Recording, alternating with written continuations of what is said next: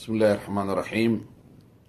الحمد لله رب العالمين، وأصلي وأسلم على سيدنا محمد وعلى آله وصحبه وسلم أجمعين. رب اشرح لي صدري ويسر لي أمري واحلل عقدة من لساني يفقه قولي. ربي يسر ولا تعسر عليه. duco iyo dikri ilaahay subxaanahu wa tacaala haddaad 3 jeer ku celiso u dhiganto adoo 6 saac fadhiyey meesha salaada subax aada ku tukatay oo 6 saacadood ilaahay keliya aada xusaysay.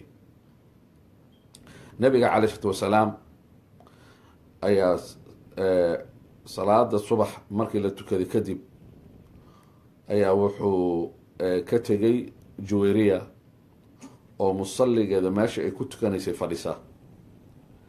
wuxuu soo laabtay rasuulka caley salaam salaada duhur oo wax yar ee ka harsan tahay ayuu juwayriya kusoo laabtay. markuu kusoo laabtay wuxuu arkay juwayriya oo meesheedii weli fadhisa. wuxuu dhahay, juwayriya, meeshii aan kaaga tegay miyaad weli fadhisaa? juwayriya waxay tiri, oo xaaskii rasuulka ahayd, nabiga caley salaatu wasalaam xaaskiisa ahayd, waxay ku tiri, yaa rasuul allah, rasuulka ilaahu, salaada subax kadib meeshii aan fadhiyey oo ilaahay xuskiisa aan ku bilaabay dikriga ilaahay subxaana wa tacaala, meeshii aan weli fadhiyaa. markaasaa wuxuu yidhi, juwayriyay, waxaa jirto 3 jeer aan waxaan ku celiyey kelimaad oo xuska ilaahay ah. waxay u dhigantaa subaxdii markaad meeshaas fadhiisatay ilaa hadda waqtigan duhurka aada fadhiso, inta ilaahay aada xusaysay waxaa u dhiganta 4 kelimadood aan akhriyey oo 3 jeer aan kusoo celiyey. maxay tahay marka?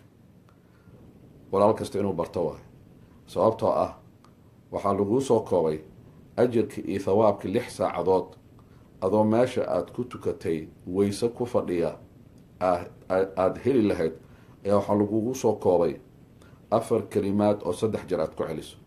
maxay yihiin? subxaana allahi wabixamdih cadada khalqi wa ridaa nafsi wa zinata carshi wa midaada kalimaati. aan ku celiyo, subxaana allahi wabixamdih cadada khalqi wa ridaa nafsi wa zinata carshi wa midaada kalimaati. aan ku celiyo mar kale, subxaana allahi wabixamdih cadada khalqi wa ridaa nafsi wa zinata carshi wa midaada kalimaati. micnaha dikrigaasi, subxaana allahi waxaa nasahan ilaahay oo xumaan iyo nuqsaan oo dhan ka fog. ilaahay baa dhammaystiran ayaad leedahay, oon la mid ahayn bini aadamka oo nuqsaan ah iyo makhluuqaadka oo dhan. wa bixamdi, mahad oo dhan ilaahay isagaa ku dheexan.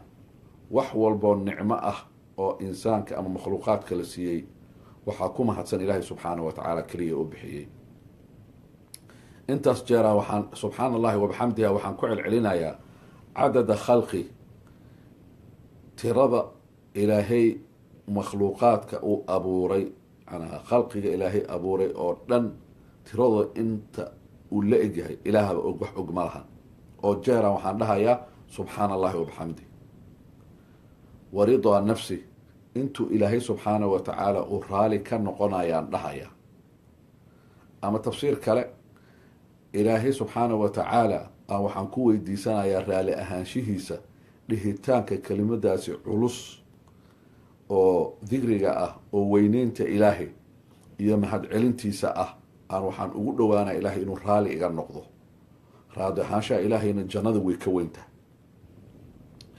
waridaa nafsi wa zinata carshi, carshiga ilaahay oo ah makhluuqa ugu weyn oo ilaahay abuuray, culayskiisu intuu la egyahay, oo waxaan dhahayaa subxaana allahi wabixamdi. oo micnaheeda loola jeedo, ilaahay subxaana wa tacaala wuxuu abuuray makhluuqaadka ugu weyn, culayskiisu intuu la egyahay aan ku xusayaa ilaahu, aan dhahayaa subxaana allahi wabixamdi.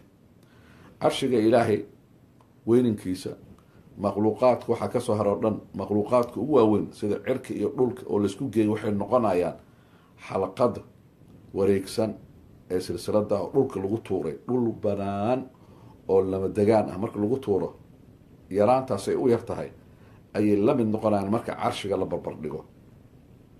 kursiga oo carshiga kasii weyn marka la barbar dhigo. carshiga ilaahay subxaana wa tacaala malaa'ig ayaa xambaarsan. malaa'igta xambaarsan halkii malag oo ka mid ah dhegtiisa ilaa qoortiisa waxaa loo soconayaa bini aadan hadduu rabo inuu safar galo meesha weyninkiisa intuu gaaray. dadka bini aadanka hadday rabaan inay ku safraan oo dhegta ay ka socdaan oo qoortiisa ay gaaraan meesha ugu dambeyso, waxay ku qaadanaysaa 790 sanadood ay ku qaadanaysaa. 700 sanadood wax noolaan kara ma jiro. macnaheed waxa waaye bini aadanka oo safarkaas ku jiro dhimanayaa waay. marka makhluuqa saas u weyn waa mid ka mid ah malaa'igta xambaarsan carshiga. carshigaas intuu la egyahay miisaankiisa oo subxaana allahi wabixamdihu ilaahay subxaana wa tacaala aan ku dhahayaa. wamidaada kalimaadka ilaahay subxaana wa tacaala intay la egyihiin kalimaadka ilaahay uu ku hadlay inta tiro la eg oo subxaana allahi wabixamdi ilaahu aan ku dhahayaa ma la soo koobi karaa? may lama soo koobi karo. sababtoo ah ilaahay subxaana wa tacaala babaha ilaahay uu abuuray iyo biyaha ilaahay abuuray oo dhan haddii qad laga dhigo, geedaha ilaahay uu abuuray oo dhan haddii qalin loo isticmaalo si loo qoro kalimaadka ilaahay, geedahaasi iyo badweynta biyahoo dhanaa dhammaanayo intay kalimaadka ilaahay dhammaan.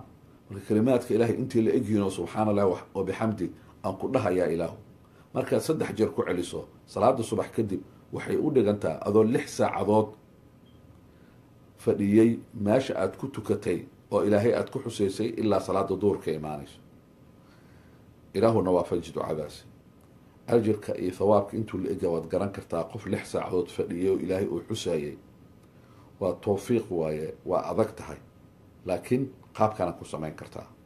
3 jeer inaad ku celceliso subxaana allahi wabixamdi cadada khalqi waridaa nafsi wazinata carshi wamidaada kalimaati. ducadaasi oo kooban faafi, qof kasto ay gaarto waxaad helaysaa ajirkiisa iyo thawaabkiisa qofkaas ilaahay uu siinayo mid lamid oo ilaahay uu ku siinaya haddaad sheer garayso oo aad qaybiso. ilaahay subxaana wa tacaala u niyeyso dartiisa inaad u qaybinayso saaad ilaahay ugu dhawaato oo ajir iyo thawaab aad u hesho oo ilaahay uu kugu dambi dhaafo oo ilaahay subxaana wa tacaala uu kugu naxariisto oo naxariist qofkaasi uu akhrinayo ducadaasi ilaahay adoo nool uu kusoo gaarsiiyo ajirka iyo thawaabka. haddaad dhimatano qofkaas intuu akhrinayo ducadaasi qabrigu ilahay inuu kugu soo gaarsiiyo. waaqulu qawli hada واستغفر الله لي ولكم والسلام عليكم ورحمة الله وبركاته.